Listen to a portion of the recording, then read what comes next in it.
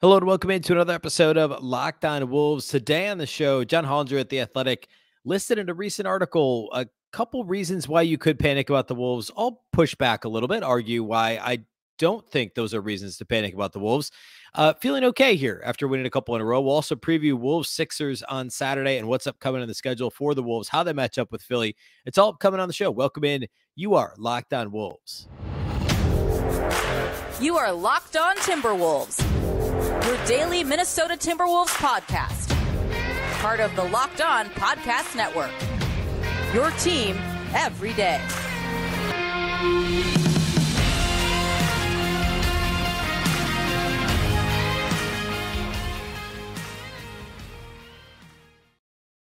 Hello and welcome to the Locked On Wolves podcast, part of the Locked On Podcast Network, your team every day. My name is Ben Beecken. I'm the host of Locked On Wolves. Today's episode is brought to you by BetOnline. BetOnline has you covered this season with more props, odds, and lines than ever before.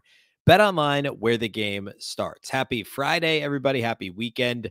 Weirdly enough, not a game day. The Wolves don't play again until Saturday. They have that double off day this week. Weirdly enough, they don't play again until Saturday, but we'll get you ready for Wolves Sixers a little later in the show. Plenty to get to before that. First of all, a big thank you for making Locked On Wolves your first listen every single day.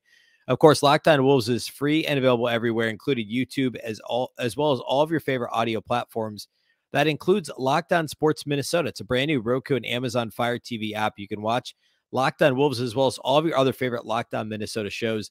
More great local sports coverage 24/7, and it's free. Again, the Locked On Sports Minnesota app on Roku or Amazon Fire TV. You can also follow this show on Twitter at Locked On T-Wolves and my account, which is at Beecken, and that's with two B's, two E's, CKEN. All right, as mentioned, we'll talk Wolves Sixers here a little bit later in the show. First, though, I want to talk a little bit about John Hollinger at The Athletic. Wrote an article about rating panic meters basically through the first month-ish of the season. Like how much taking stock of the first month, like any single month over the course of what's basically a 5-month NBA regular season, or really 6 months, is going to look kind of weird, right? So if you take, like, it's always very arbitrary when you say, oh, in the month of January, in the month of February, like, does that really matter? It's always an arbitrary start end point. So this just happens to be the first month of the season. And I think it'd be interesting to go back and look and see, like, what's the predictive measure of the first 30 days or so of each NBA season? Like, how many teams that are really good in the first 30 days end up being a really good team for the majority of the season? I don't know. I'd be willing to bet that the first 30 days are probably about the noisiest of any 30-day. If we're just going to take a 30-day block, mid-October to mid-November, it has to be noisy, right? Because you've got all these teams integrating new players, and the Wolves are a perfect example of that. But so, like, for instance, John Hollinger's article at The Athletic, of course, you have to have a subscription, but it's a fantastic read. He talks about several teams and rates them on a panic meter. So, like, he talks about the Sixers, they're 7-7. We'll talk more about them later in the show. He doesn't want to panic about Philly. Obviously, James Harden's been out. He's got the Clippers kind of somewhere in the middle. He's got the Heat somewhere in the middle in terms of how much to panic on them. The Warriors a little bit higher in the scale. The Nets and Lakers have the highest panic meter ratings of any teams. The Wolves are behind both Brooklyn and the Lakers, but the Wolves are a 7.1, a scale 1 to 10, according to John Hollinger. I'll read a couple quick excerpts from what he says about the Wolves. He talks about how they've had a soft schedule, including 2 losses to San Antonio. He says, we knew going in that the pairing of Gobert and Towns would be a work in progress. Unfortunately, the first 14 games have been at the low end of expectations. The entire reason Minnesota, by the way, he wrote this before the Wolves won on Wednesday. The entire reason Minnesota reshaped its roster in the offseason was to import Gobert was to improve the defense, which ranks 21st. They're 28th in defensive rebounding. He asks how that's even possible with Gobert and Towns in the front court. He says some of the other issues appear more fixable. Edwards will get his shot straightened out sooner or later. They could try playing Kyle Anderson more, and the rest of their stable, ineffective bench veterans less. By the way, John Hollinger never misses an opportunity to praise Kyle Anderson, of course. Anyway, meanwhile, Towns and Gobert will figure out more of the balance at both ends of the court, even if it remains an imperfect pairing. A solid win at Cleveland this week was the first portent that maybe things will be okay. And then he goes on to say, it's been a struggle in the exact ways everyone worried about when the trade happened. Transition defense, guarding stretch fours, and not enough space for Towns. He also, of course, had mentioned defensive rebounding. So I'll count that as 4 things he's got issue with the Wolves: defensive rebounding, transition defense, guarding stretch fours, and space for Towns to operate. I'm going to make the argument that at least 2.5 of those things are almost immediately fixable, right? Let's start with the defensive rebounding. Now, on the one hand, this was an issue last year too, right? The Wolves were a bottom 3 defensive rebounding team basically all season. Sitting here right now, even after the Cleveland game, the Wolves are 29th. Well, I should say not even after. They actually were a minus, 7, I think, on the glass against Cleveland on Wednesday, even though they won, not Cleveland. Who'd they beat Wednesday? Whichever, Orlando on Wednesday. They still were a minus on the glass. So they're 29th in defensive rebound rate. I talked about this a little bit leading into the Magic game on Wednesday. It's not because of Rudy Gobert. And, it's maybe a little because of Towns. He's averaging a career low in rebound rate and rebounds per game. But it's every bit as much because the likes of Jaden McDaniels and Taurean Prince and D'Angelo Russell and even Kyle Anderson, like these guys are all basically rebounding at something close to career low rates. And in some cases, literally career low rates. This has been a topic for the last week now. We talked about it extensively a week ago. It was an issue in the Cleveland game that the Wolves kind of overcame partway through. But go back to last week's losses to Memphis. When the Wolves were on that losing streak, those no man's land rebounds, right? The long rebounds that don't go all the way out to the perimeter, but you have guards leaking out. You have guards not boxing out. You have no guards crashing the glass, and it's up to Gobert and sometimes Towns and whoever else is playing the 4, Prince, to try and rebound against other teams' bigs. And teams are putting 1 or 2 guys bodying up on Rudy on the glass to try and keep him from getting rebounds. And that leaves, if the rest of the Wolves players are leaking down the floor, nobody's getting those defensive rebounds. Already, we've seen that improve late in the game against Cleveland on Sunday and pretty much during the Orlando game. Even though they were out rebounded by the Magic, the Wolves have seemed to improve over the past 2-3 games related to those no man's land rebounds. I do think the defensive rebound rate comes up as a team if the coaching staff can get these guys, the guards and the wings, to apply themselves on the defensive glass. That's the biggest thing. I mean, Hollinger's right. A team with Towns and Gobert should not be 29th in defensive rebound rate. I do think that's something that will improve somewhat, and I'm less concerned about that. Transition defense. I'm also a little bit less concerned about that because that's simply a matter of want to. And we saw that want to against Orlando on Wednesday. I get it. The Magic are one of the worst teams in the league in terms of turning the ball over. They do it a ton. They're sloppy. And it was one game, right? But it was a random Wednesday road game in Orlando. Like, it wasn't, the Wolves got up for that game against Memphis on ESPN last Friday. They've gotten up for the TNT game. They seem to play to their competition, right? They didn't do that on Wednesday. They played for the majority of that game outside of that early fourth quarter swoon. The Wolves played like they should have, which was as the better team when they were against the Magic. And a huge part of that is effort. And where that's most noticeable is in transition on both ends of the floor. Easy buckets, offensively pushing the pace, which is something they've struggled with at times this year too, being consistently pushing the pace on offense, but getting back in defense, getting back in transition on defense, hands in passing lanes, being competitive in half court defense, for a full rotation instead of kind of giving up after the ball swings to the other side of the floor. Those things all looked better against Orlando. The transition defense, guarding the secondary break, checking trailers, tagging guys in pick and roll game, just being physical and being present. The Wolves did that Wednesday. And as long as it wasn't a blip, and like I said a minute ago, one of the reasons I'm encouraged is that, like, it wasn't Friday night against Memphis on ESPN. It was Wednesday night in Orlando, and with no Paolo Banchero, very few people outside of Magic fans and Wolves fans were watching that game.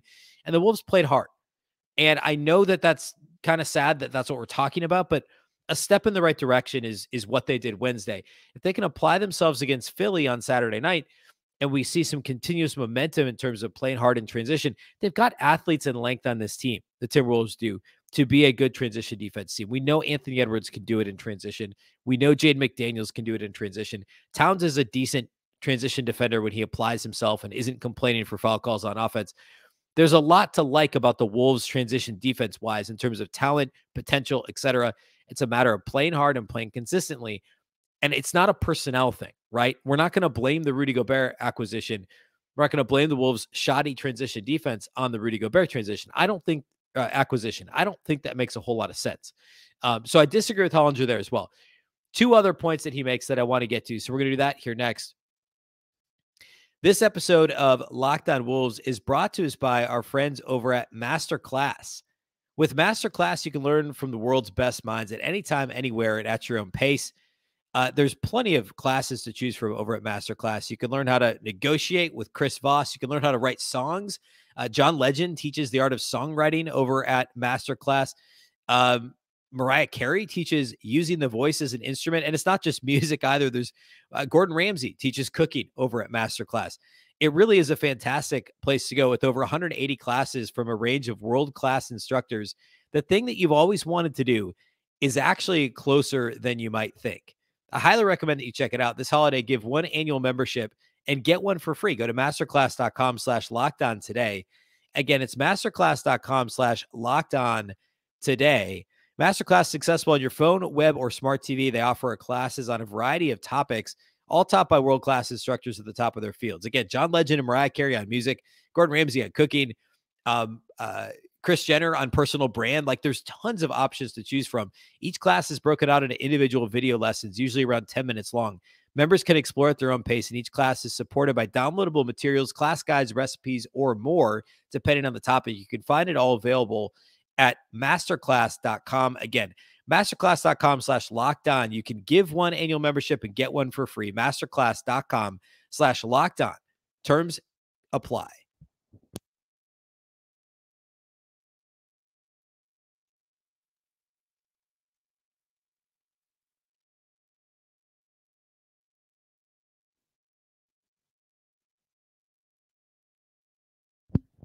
Thanks again for making Locked On Wolves your first listen today. Now, for your second listen, go check out Locked On Sports Today. From the games that matter the most to the biggest stories in sports, go beyond the scoreboard and behind the scenes with local experts and insights that only Locked On can provide.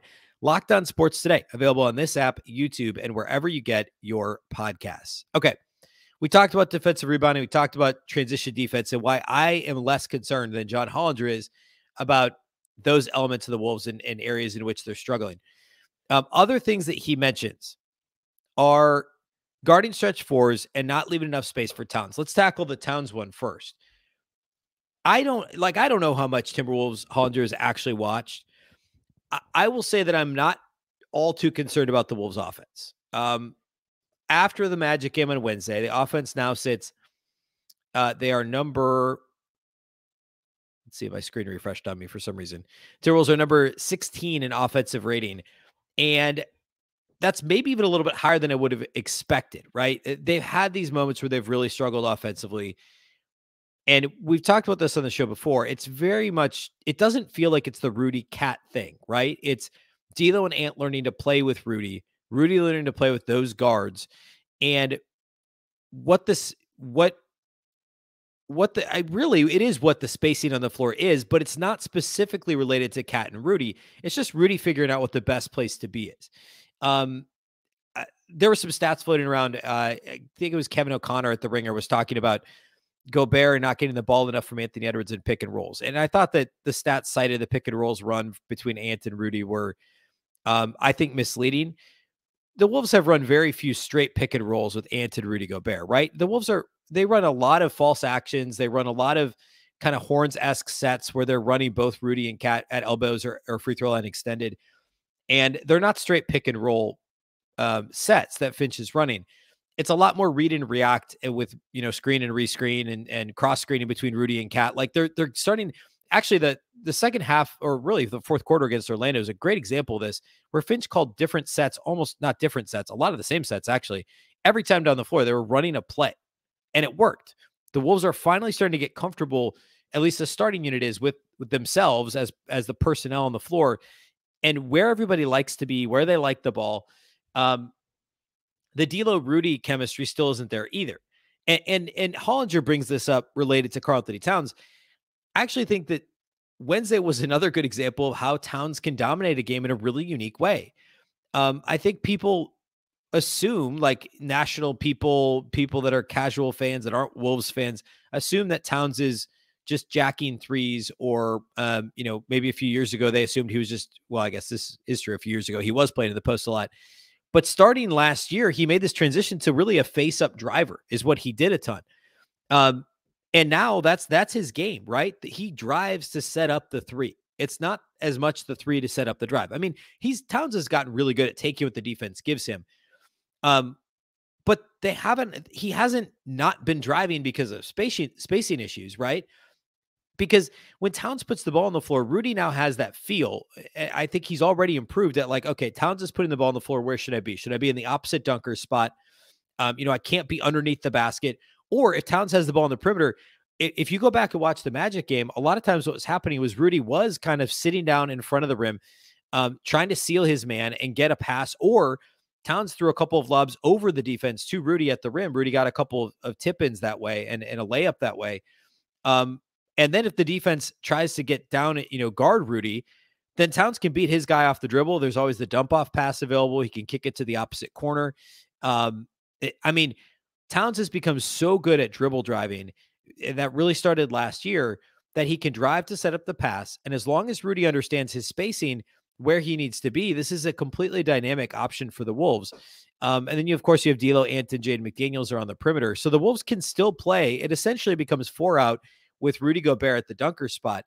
But I think that spacing works because Towns is a good enough passer to do it. I haven't really watched the Wolves offense, and outside of a couple of crowded ant drives to the paint where Rudy and Cat are both kind of lingering, and it allows defenders to essentially guard 2 players at once because the spacing is bad in those situations. Those are the only moments when I've said, the spacing is not good, right? It's very rarely because Towns is trying to operate in Rudy's in his way, or Rudy's trying to operate in Towns in his way. That's not usually what the case is.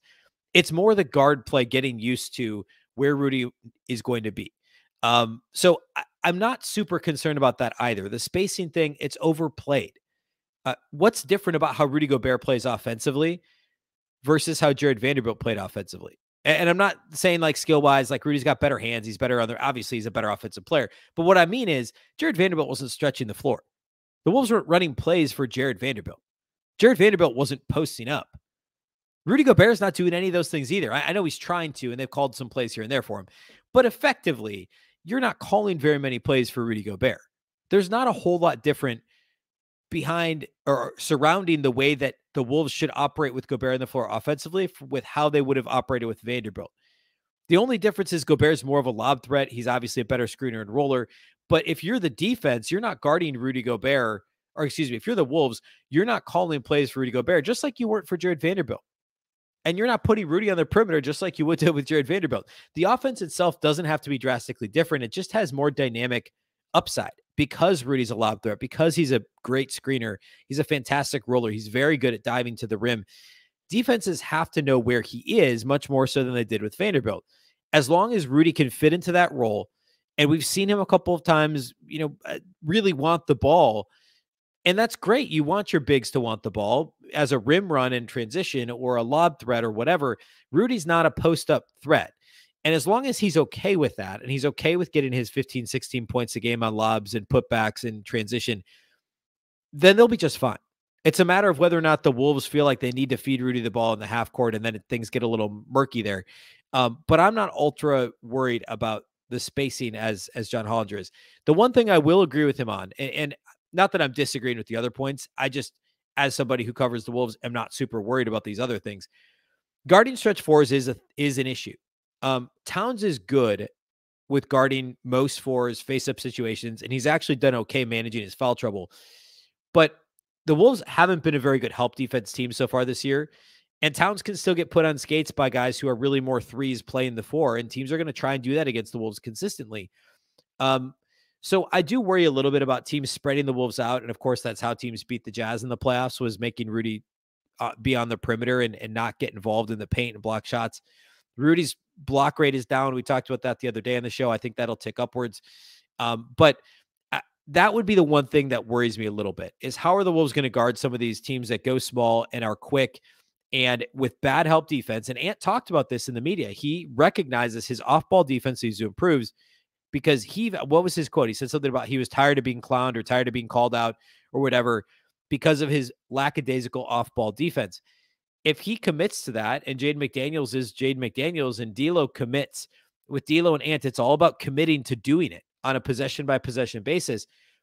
The Wolves can be okay defensively. The problem right now is Towns isn't good enough guarding face-up fours or fours in face-up situations. Rudy's not good enough on the perimeter against bigs who want to put the ball on the floor for the Wolves to have a top 10 defense if they don't get adequate help defense from the rest of the guys on the team. And point of attack defense has been spotty too. It's been better of late. D'Lo, Jalen Noel has been spotty. Jordan McLaughlin's mostly been really good lately, but of course his size presents something of a limitation. Taurean Prince has actually been a little bit up and down defensively. If they could just be more consistent, improve the help defense, the defensive rebounding will improve. Rudy's block rate will come up. The rim protection will improve. And I'd be a little less concerned. But as of right now, this team has to be a better defense than they are currently. They're currently 19th in defensive rating, and Gobert has only not been on a top 10 defense since he was a regular one time in 9 years in the league. So that's a rating that it should come up, and it needs to come up quickly for the Wolves. All right, let's close the show today by previewing the Wolves-Sixers matchup on Saturday night. Before we do that, though, today's episode is presented to us by BetOnline. BetOnline.net is your number one source for betting info on sports, including stats, news, and analysis. Get the latest odds and trends for every professional and amateur league out there. From football to basketball to soccer and esports, they've got it all at betonline.net. A big weekend of college football, a big weekend of NFL football for that matter. Vikings are obviously on a roll. Tons to bet on, and a big Wolves weekend. They play Saturday, and then they turn around and play again Monday night as well. If you love sports podcasts, you can find those as well at BetOnline. They're always the fastest and easiest way to get your betting fix. Head to the website today or use your mobile device to learn more. BetOnline, where the game starts.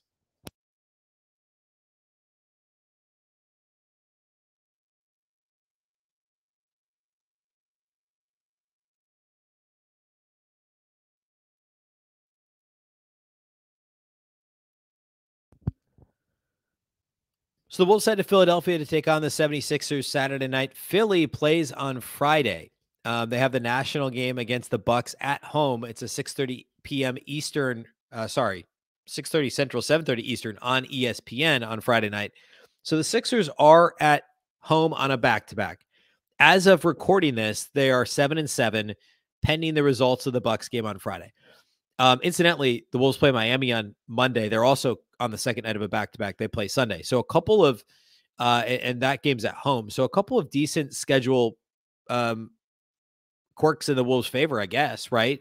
Is the 2 off days, game Wednesday, 2 off days, and then playing a back-to-back team in the Sixers, and then Monday going home to play the Heat, who are also on a back-to-back. Now, of course, the Wolves play 5 out of 6 on the road, so that's less in their favor. But at any rate, so the Sixers, it remains to be seen, and perhaps by the time you're listening to this, we'll know the answer. I don't know if Joel Embiid's going to play Friday, or if he plays, rests Friday, plays Saturday, or plays Friday in the national TV game against the Bucks, which is probably more likely, and rests against the Wolves Saturday. I mean, he's been resting on back-to-backs for the most part this year, I believe. He's only played in 10 games. So it's entirely possible there's no Joel Embiid on Saturday. At any rate, Philly's 7-7. No James Harden. He's only played in 4 games so far this season. He's out for at least another 2-3 weeks. I'm sorry, he's played in 9 games this season. He's out for another 2 or 3 weeks. And with the foot. So no James Harden, perhaps no Joel Embiid. Really, it's been all about Tyrese Maxey so far this season for the Sixers. He's averaging just a hair under 23 points a game. And he's shooting 45% from the field and a really nice 40.8% on threes. He's been really good for them. And outside of Maxey, there isn't much else reliable for Philly if there's no Embiid, and we know there will be no James Harden. DeAnthony Melton's great off the bench. He was a big addition for Memphis. Tobias Harris, of course, still does his thing in the starting lineup. They've got a bunch of really good role players, but that's just it, is this team was built with a bunch of role players to surround Embiid and Harden and also Maxey. So like PJ Tucker, what did he play? 31 minutes in their win over the Jazz the other night, 30 minutes, and he scored 0 points. In fact, he didn't even take a shot in 30 minutes. PJ Tucker, he had 1 rebound, 1 assist, 1 steal. No shot attempts in 30 minutes, just was out there for his defense and not even his rebounding, because he didn't rebound the ball either. So At any rate, if there's no Embiid and if we know there's no Harden, this becomes a fairly winnable game for Minnesota. Again, 7-7 for Philly. They recently beat the Jazz and Hawks, but they also lost to the Hawks this week. They've lost to the Knicks. They've lost to the Wizards, the Raptors. They started the season 0-3 after losing to the Celtics, Bucks, and Spurs. So some bad losses mixed in with some understandable losses. Matchup-wise, Philly's actually pretty middle of the pack in a lot of areas. They're like almost smack dab in the middle in terms of almost everything. Like their 3-point attempt rate, their free throw rate it's pretty good. It's actually top 10. Rebounding the ball, they're middle of the pack defensive rebounding wise. They don't get a ton of offensive rebounds. So this is actually a team the Wolves might do okay against on the glass. Again, especially if no Embiid. It's so hard because we just don't know. And that makes a massive difference. Their number one rebounder is Embiid. Their number two rebounder is James Harden, and he's out as well. And there's just not a ton of size, right? PJ Tucker's undersized. Montrezl Harrell off the bench he's a good rebounder, but he's not very big. This is a team the Wolves should be able to grab boards against and hold them to, one and done opportunities. They cannot afford to give the Sixers second chance opportunities. Offensively, Philly struggled this year. They're 19th in offensive rating, which is, I guess, still ahead of the Wolves. They've shot the ball pretty well from three, but there aren't very many guys that are like true sharpshooters, right? Maxi's been shooting the ball really well. George Niang has been really good. PJ Tucker doesn't shoot very often, but he's 45% when he does. So they've got guys that in limited opportunities do a pretty good job at knocking down threes. The bigger thing for me is staying out of foul trouble. This team gets the line. Their free throw rate is 6th offensively in the league, and doing their best to run them off the 3-point line. Even though they don't shoot a ton of threes, their percentage, their makes, they're 12th in the league. So limit the second chance opportunities, contest 3-pointers, and don't turn the ball over against Philly to give them those opportunities. They don't play fast, right? Their pace is bottom 5 in the league. But it's just another reason to not give them easy buckets. If the Embiid doesn't play, this is a very winnable game for Minnesota, and I actually don't hate the matchup at all. They'll just need to be aggressive with Tyrese Maxey, and that's probably an ant cover, right? That's not going to be D'Lo covering Maxey. But if they can check him defensively, then the Wolves will have a real chance to win this game on Saturday. And then peeking ahead, Miami on Monday. Miami's another team that's disappointed so far this season, and again, coming on a back-to-back. So the Wolves could have some pretty fortuitous, like on Sunday, they played a shorthanded Cavs team on Sunday, right? And they had to hang on to beat them, but they ended up winning on Sunday against Cleveland. They played a Magic team shorthanded, no Paolo Banchero, no Wendell Carter Jr. on Wednesday. And now on Saturday, there's a real chance. I mean, we already know there's no James Harden. There's a chance there's no Joel Embiid. And then you take on the Heat Monday. Who knows who could be resting or not playing in that game. But the Heat on the second night of a back-to-back, the Wolves could have the opportunity to rack up some nice wins. The Cavs, they could beat the Sixers.